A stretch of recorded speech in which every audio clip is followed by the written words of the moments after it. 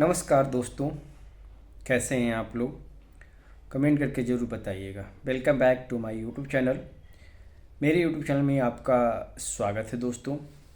आज हम लोग का यानी कि हम लोग को ज़िले का टेक्निकल ज्वाइनिंग हो गया है।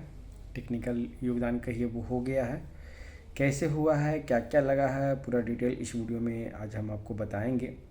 जो लोग टेक्निकल योगदान कराने वाले हैं वो कौन सा फाइल रेडी रखेंगे, कौन सा डॉक्यूमेंट रेडी रखेंगे ताकि वहाँ पे किसी तरह का कोई दिक्कत या समस्या ना हो।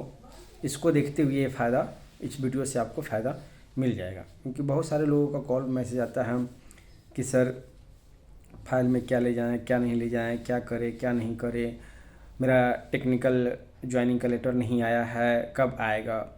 तो ऑलरेडी हमने पहले भी आपको बताया था कि टेक्निकल योगदान विभाग का काम है, वो लेटर आने दीजिए, वो आपको करवाएंगे।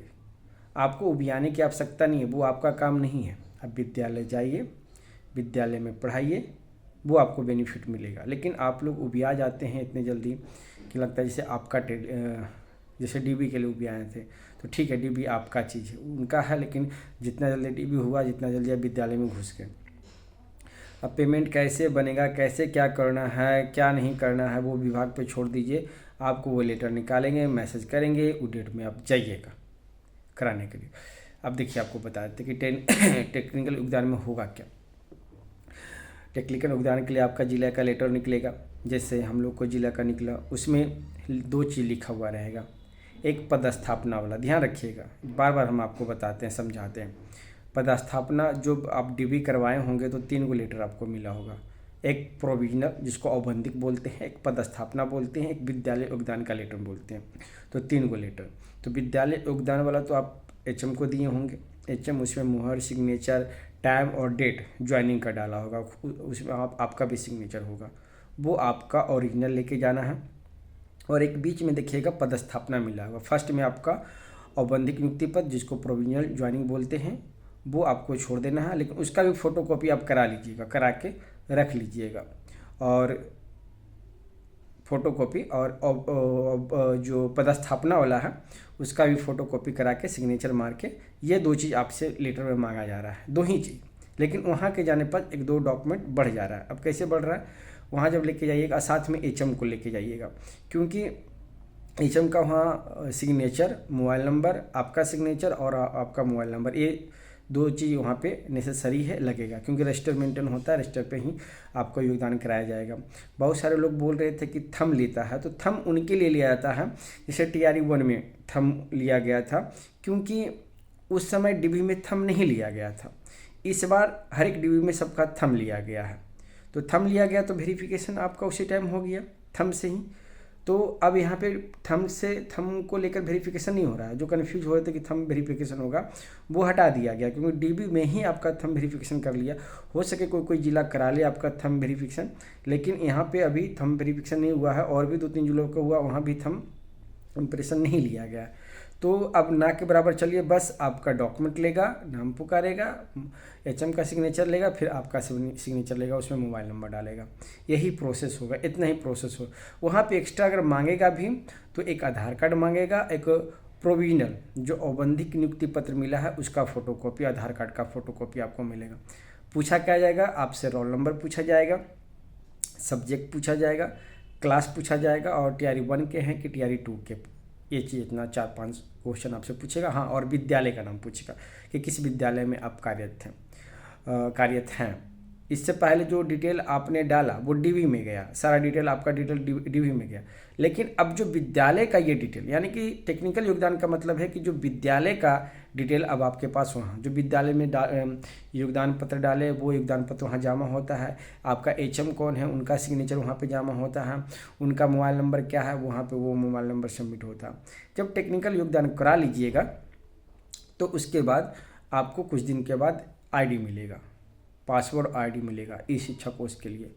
वहाँ पे आप जैसे ही मिल जाएगा, वहाँ से फिर आपको रेगुलर ऑनलाइन अटेंडेंस आपको बनाना होगा, जैसे लोग बनाते हैं 9:30 से पहले और 4 बजे के बाद को आपको ये अटेंडेंस डेली को बनाना होगा जब ID आ जाएगा। अभी आपके पास ID नहीं आया है तो ऑफलाइन बनाते हैं, रजिस्टर मेंटेन करते हैं, ये प्रोसेस हो गया। तो ये टेक्निकल योगदान हो गया।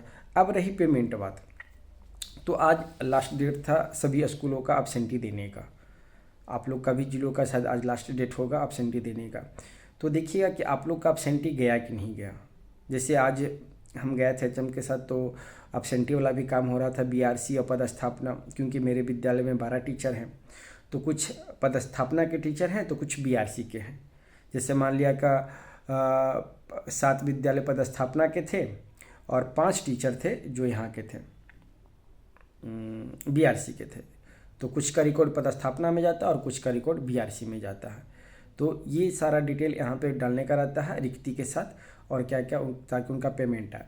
तो मेरा भी डिटेल डलाया, लेकिन मेरा जगह कॉलम छूट गया प्रान नंबर का, क्योंकि मेरा प्रान नंबर जनरेट नहीं हुआ था, तो प्रान नंबर कॉलम छूट गया, क्योंकि प्रान नंबर मेरा अभी तक आया नहीं है। बहुत सारे लोगों का आ गया, अप्रोच, पहुँच, पैरवी, जो भी कहिए, वो अपने थ्रू से जनरेट कर लिए।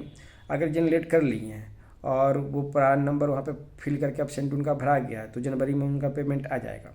और जो नहीं भरे हैं तो उनका प्रोसेस जनवरी में होगा। प्रान नंबर आपका भर दिसंबर लास्ट होते होते अगर आ जाता है, जनरेट हो जाता है, तो जनवरी का जो absentee जाएगा 20-21 तक, तो फरवरी में आने का चांस है। और जिनका जनवरी में भी नहीं आएगा, और जनवरी का भी absentee अपलोड नहीं होता है, जब 20 तक आप पूरा क्लियर नहीं करते, HRMS ये सब नहीं भर पाते, तो फिर समझिए कि आपका फरवरी में बनेगा और मार्च में जाके पेमेंट आएगा होली के टाइम। तो ये थोड़ा सा एक्टिव रह के आपको कराना होगा कि जो आप कर रहे हैं 2 महीना का पेमेंट आपको फरवरी में ही आ जाए।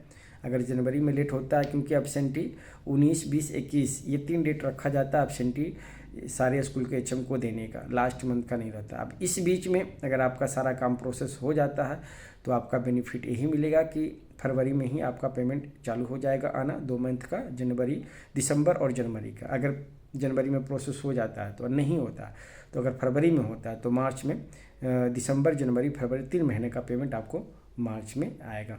तो ये प्रोसेस है। जो अभी तक NPS अप्लाई नहीं किए हैं तो अप्लाई कर लीजिए, प्रान नंबर अप्लाई नहीं किए हैं तो वो अप्लाई कर लीजिए, ताकि पेमेंट आपको आने में देर ना हो, क्योंकि जो NPS है प्रान नंबर वो पेमेंट से रिलेटेड है।